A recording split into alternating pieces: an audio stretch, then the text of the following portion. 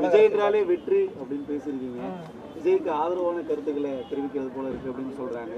எப்படி பார்க்குறீங்க?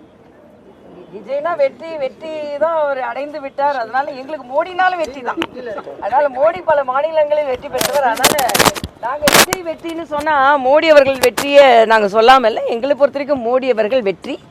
ஆனால் விஜய் என்ற வார்த்தை தமிழ்நாட்டில் தமிழில் வெற்றி என்ற வார்த்தை. அதனால எல்லாத்துலேயும் வெற்றி போட்டக்கூடாது. அவரோட பட்ஜெட்டில் பார்த்தீங்கன்னா 150 திட்டங்களுக்கு வெற்றின்னு பெயர் வைத்திருக்கிறாங்க.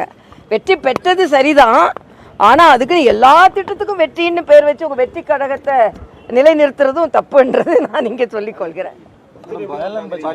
பட்ஜெட் கொஞ்சம் ஏமாற்றமான பட்ஜெட் தான்ப்பா. ஏன்னா ரொம்ப எதிர்பார்ப்பு அதிகமாக இருந்தது. நான் நேற்றே சொல்லியிருந்தேன், ரொம்ப எதிர்பார்த்த பட்ஜெட் ஏமாற்றத்தை தந்திருக்கிறது. ஆனாலும் முதல் பட்ஜெட் என்ற வகையில் அவங்க இன்னும் தன்னை மேம்படுத்தி கொள்ளலாம். அதனால இன்னும் நிறையா பிரச்சனைகளுக்கு அவங்க தீர்வு சொல்லணும். வாக்குறுதி கொடுத்தா எப்போவுமே அதை நிறைவேற்றுவதற்கான எண்ணம் இருக்கணும். அது வாக்குறுதி கொடுத்த நிறைவேற்றுவதற்கான திட்டங்கள் எதுவும் அறிவிக்கலை. வேளாண் பட்ஜெட்லேயும் சரி, மற்ற பட்ஜெட்லேயும் சரி. முதல்ல குறை கூறுகிறோம் என்று நினைக்க வேண்டாம். இது சரி செய்ய வேண்டும் என்று ஒரு கன்ஸ்ட்ரக்டிவ் கிரிட்டிசிசமாக இதை எடுத்துக்கொள்ள வேண்டும் என்பது எனது கருத்து.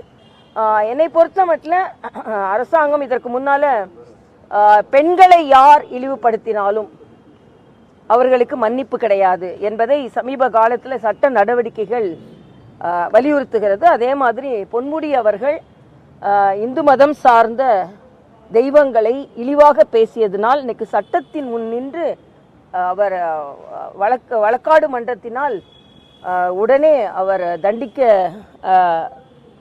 இருக்கிறார். ஆக இதையெல்லாம் பார்க்கும்போது எந்த மத உணர்வையும் எந்த மத நம்பிக்கையையும் உதாசீனப்படுத்துவதும் அவர்களை புண்படுத்துவதும் கூடாது என்பது எனது கருத்து. மதச்சார்பின்மை என்பது எல்லோருக்கும் மதச்சார்பின்மை தான். அது இந்து மதத்தை சார்ந்தவர்கள் உணர்வுகளுக்கும் மதிப்பு கொடுக்கணும், மற்ற மதத்தை சார்ந்தவர்களுக்கும் மதிப்பு கொடுக்கணும். ஆனால் தொடர்ந்து இந்து மதத்தின் உணர்வுகள் மறுக்கப்படும் பொழுதுதான் அது மதச்சார்பின்மை என்ற பெயர் தமிழ்நாட்டில் பல ஆண்டுகளாக பயணித்து வருகிறது. இன்று அதற்கு ஒரு முற்றுப்புள்ளி வருவதற்கான காரணங்கள் எல்லாம் ஏற்பட்டிருக்கிறது. அதனால் அனைவரும் சமமாக பயணிக்க வேண்டும் என்பது எனது கருத்து. தேங்க்யூப்பா. நன்றி தம்பிங்களா. விஜய் என்றாலே வெற்றி அப்படின்னு பேசியிருக்கீங்க. விஜய்க்கு ஆதரவான கருத்துக்களை தெரிவிக்கிறது போல இருக்கு அப்படின்னு சொல்றாங்க. எப்படி பார்க்குறீங்க? விஜய்னா வெற்றி வெற்றி தான் அவர் அடைந்து விட்டார். அதனால எங்களுக்கு மோடினாலும் வெற்றி தான். அதனால மோடி பல மாநிலங்களில் வெற்றி பெற்றவர். அதனால நாங்கள் விஜய் வெற்றின்னு சொன்னா மோடி அவர்கள் வெற்றியை நாங்கள் சொல்லாமல், எங்களை பொறுத்த வரைக்கும் மோடி அவர்கள் வெற்றி. ஆனால் விஜய் என்ற வார்த்தை தமிழ்நாட்டில் தமிழில் வெற்றி என்ற வார்த்தை. அதனால எல்லாத்துலேயும் வெற்றி போட்டக்கூடாது. அவரோட பட்ஜெட்டில் பார்த்தீங்கன்னா 150 திட்டங்களுக்கு வெற்றின்னு பெயர் வைத்திருக்கிறாங்க. வெற்றி பெற்றது சரிதான், ஆனால் அதுக்கு எல்லா திட்டத்துக்கும் வெற்றின்னு பேர் வச்சு உங்கள் வெற்றி கழகத்தை நிலைநிறுத்துறதும் தப்புன்றது நான் இங்கே சொல்லிக்கொள்கிறேன். பட்ஜெட் கொஞ்சம் ஏமாற்றமான பட்ஜெட் தான்ப்பா. ஏன்னா ரொம்ப எதிர்பார்ப்பு அதிகமாக இருந்தது. நான் நேற்றே சொல்லியிருந்தேன், ரொம்ப எதிர்பார்த்த பட்ஜெட் ஏமாற்றத்தை தந்திருக்கிறது. ஆனாலும் முதல் பட்ஜெட் என்ற வகையில் அவங்க இன்னும் தன்னை மேம்படுத்தி கொள்ளலாம். அதனால இன்னும் நிறையா பிரச்சனைகளுக்கு அவங்க தீர்வு சொல்லணும். வாக்குறுதி கொடுத்தா எப்போவுமே அதை நிறைவேற்றுவதற்கான எண்ணம் இருக்கணும். அது வாக்குறுதி கொடுத்த நிறைவேற்றுவதற்கான திட்டங்கள் எதுவும் அறிவிக்கலை. வேளாண் பட்ஜெட்லேயும் சரி, மற்ற பட்ஜெட்லேயும் சரி. முதல்ல குறை கூறுகிறோம் என்று நினைக்க வேண்டாம். இது சரி செய்ய வேண்டும் என்று ஒரு கன்ஸ்ட்ரக்டிவ் கிரிட்டிசிசமாக இதை எடுத்துக்கொள்ள வேண்டும் என்பது எனது கருத்து.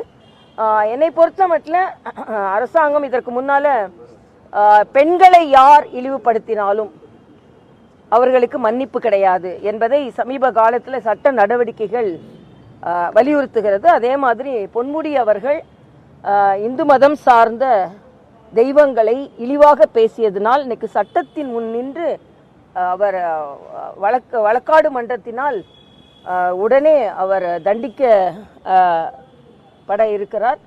ஆக இதையெல்லாம் பார்க்கும்போது எந்த மத உணர்வையும் எந்த மத நம்பிக்கையையும் உதாசீனப்படுத்துவதும் அவர்களை புண்படுத்துவதும் கூடாது என்பது எனது கருத்து. மதச்சார்பின்மை என்பது எல்லோருக்கும் மதச்சார்பின்மை தான். அது இந்து மதத்தை சார்ந்தவர்கள் உணர்வுகளுக்கும் மதிப்பு கொடுக்கணும், மற்ற மதத்தை சார்ந்தவர்களுக்கும் மதிப்பு கொடுக்கணும். ஆனால் தொடர்ந்து இந்து மதத்தின் உணர்வுகள் மறுக்கப்படும் பொழுதுதான் அது மதச்சார்பின்மை என்ற பெயர் தமிழ்நாட்டில் பல ஆண்டுகளாக பயணித்து வருகிறது. இன்று அதற்கு ஒரு முற்றுப்புள்ளி வருவதற்கான காரணங்கள் எல்லாம் ஏற்பட்டிருக்கிறது. அதனால் அனைவரும் சமமாக பயணிக்க வேண்டும் என்பது எனது கருத்து. தேங்க்யூப்பா, தேங்க்யூப்பா. நன்றி தம்பிங்களா.